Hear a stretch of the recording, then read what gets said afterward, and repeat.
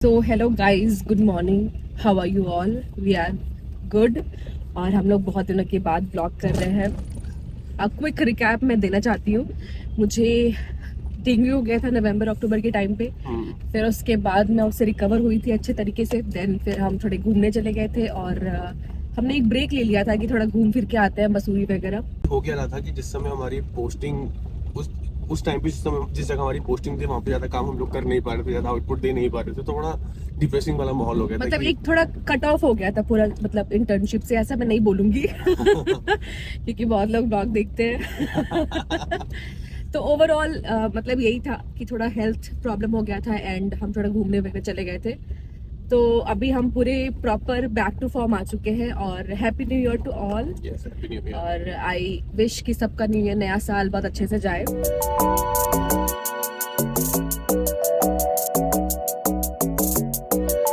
सर्दी जयपुर में इस वक्त कुछ ज़्यादा ही पड़ रही है। अभी लोएस्ट यहाँ पे 4 या 5 जाता ही जाता है और अभी इतना कोहरा है कि बिल्कुल भी मन नहीं करता हॉस्पिटल आने का लगता है कि बस रूम में रहो, हीटर चला के बैठे रहो ऑल टाइम। सो नई चीज़ें थोड़ी सी बताते हैं। प्रज्ञा की नई पोस्टिंग है गैस्ट्रो में, मेरी है न्यूरो में, और अभी कुछ दिनों पहले से शुरू हुई है हमारी न्यू पोस्टिंग। और इसके पहले जो मेरी पोस्टिंग थी वो थी फीमेल मेडिसिन में एंड नीलेश की जो पोस्टिंग थी वो इमरजेंसी में थी।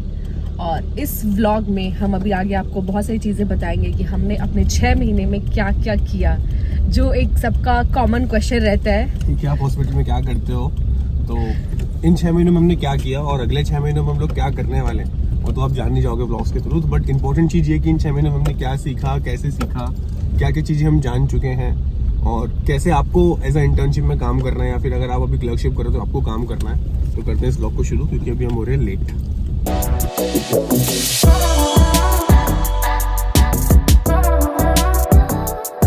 इतना ज्यादा फॉग है कि हमारा हॉस्पिटल भी नहीं दिख रहा है तो हम कैसे दिखेंगे फिर तो तुम क्या कह रहे हो कि हम वापस चले? जोर जोर से बोल के लोगों को स्कीमें बता दे। तो अभी इट्स लंच टाइम और हम जा रहे हैं खाना खाने। और जैसे कि हमने बताया कि हमारा जो टॉपिक है इस ब्लॉग का वो ये है कि हम आप लोगों को ये बताएंगे हम दोनों कि हमने पास्ट 6 मंथ्स में क्या क्या लर्न किया, क्या क्या सीखा और क्या क्या गलतियां हैं जो आपको नहीं करनी है। ऑन कर दो क्योंकि लाइव है लाइव है मोहन। हाँ, लाइव मोहन। ओके, तो मोहन, डॉक्टर मोहन, जो कुछ 6 महीने के बाद ये हो जाएंगे डॉक्टर मोहन, तो ये हमें बताएंगे कि पास्ट 6 मंथ्स में आपने इंटर्नशिप में क्या सीखा आपने। देखो, एक चीज तो सीखा ही है, बड़ा चीज तो सीखा है। एक है कि टाइम पे आना जाना, time punctuality. Very good, very good. क्या बात है, क्या ठीक बात है। है। मतलब उसके बाद सीखा है हॉस्पिटल के अंदर की बात बताओ हाँ हाँ, तो कैनुला लगाना देखा है, काट लेना ना उसमें से। हाँ, हाँ। इसका क्या है, कैनुला लगाना सीखा है और देखा भी है। हाँ, हाँ देखा है, सीखा जानते है। तो जानते हैं क्या दिक्कत है, डरना किस बात का।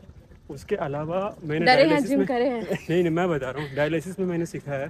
ठीक है, डायलिसिस करने का तरीका जितना भी था ना वो जान लिया था। मुझे पेशेंट को हैंड ओवर नहीं किया गया था।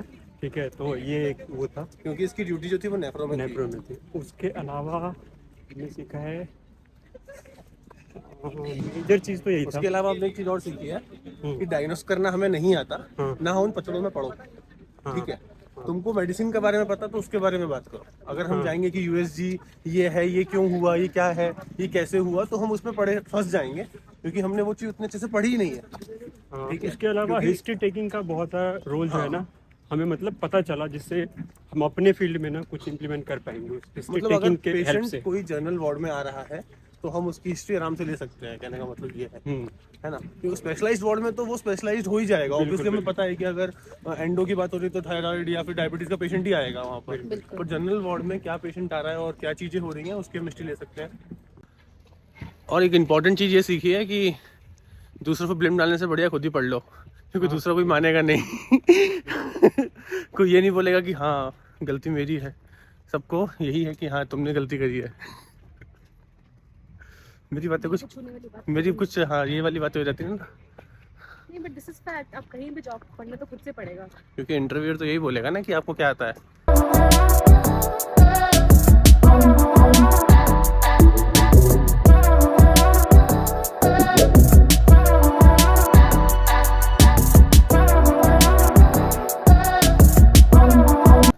सो we are back in hospital और अभी हम अपने रिस्पेक्टिव वार्ड्स में फिर से वापस जा रहे हैं। और प्रज्ञा थोड़ी टेंशन में लग रही है, इसके पीछे की कहानी। एक हफ्ते के बाद रिलीज करना चाहते हैं, नहीं नहीं नहीं, एक हफ्ते के बाद नहीं, जिस दिन मैटर सेट उस दिन ही। नहीं इतनी जल्दी नहीं, मुझे माफ कर दो।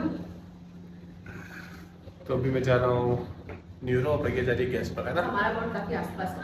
हाँ काफी आसपास के सामने सामने में 3 वार्ड चेंज हो जाते हैं।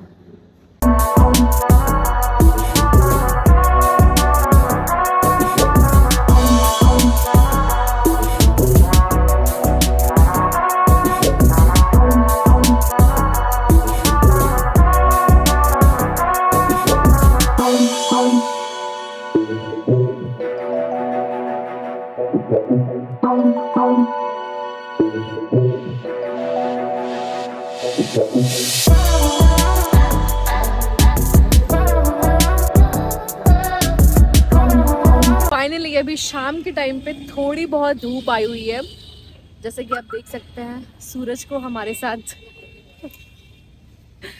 और मेरे जो वार्ड का जो भी मसला था वो सॉर्ट हो गया है।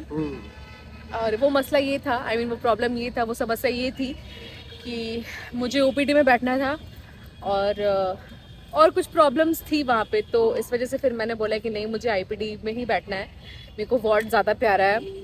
तो वो हो गया है फाइनली। कल से मैं आईपीडी में बैठूंगी, जूची करूंगी अपनी आईपीडी में।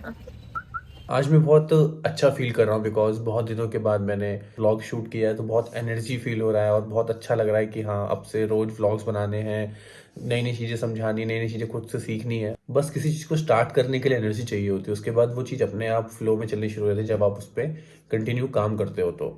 And thank you so much guys for 11K family. So point पे आते हैं कि जिसके लिए ये वीडियो मैंने शूट की थी कि 6 मंथ्स में हमने क्या क्या सीखा। इंटर्नशिप एक ऐसा टाइम पीरियड होता है जिसमें अगर आपको कुछ भी नहीं आता तब भी आप अगर अपने ऊपर वर्क करो तो आप बहुत कुछ सीख सकते हो। अगर आप 0 पे हो तब भी आप वहाँ से शुरुआत कर सकते हो। सो कई सारी ऐसी चीज़ें हैं जो मैंने अपने 6 मंथ फार्मडी इंटर्न में सीखी हैं, जो ये हैं कि पहली, एंटीबायोटिक्स एक बहुत अच्छा टॉपिक है। अगर आप उसको पढ़ना चाहो तो इन योर होल लाइफ आपको एंटीबायोटिक्स हमेशा काम आएंगी।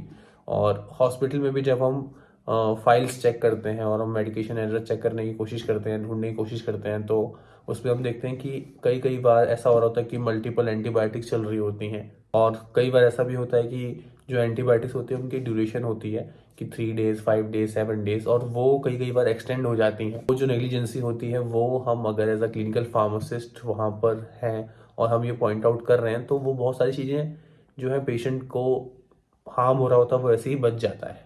सो एवरी मंथ PVPI जो है, फार्माकोविजिलेंस ऑफ इंडिया, वो कुछ ड्रग्स की लिस्ट निकालती है जिसमें उनके ADRs जो होते हैं या फिर न्यू ADRs जो उनके दिख रहे होते हैं वो हमको पता चलते हैं।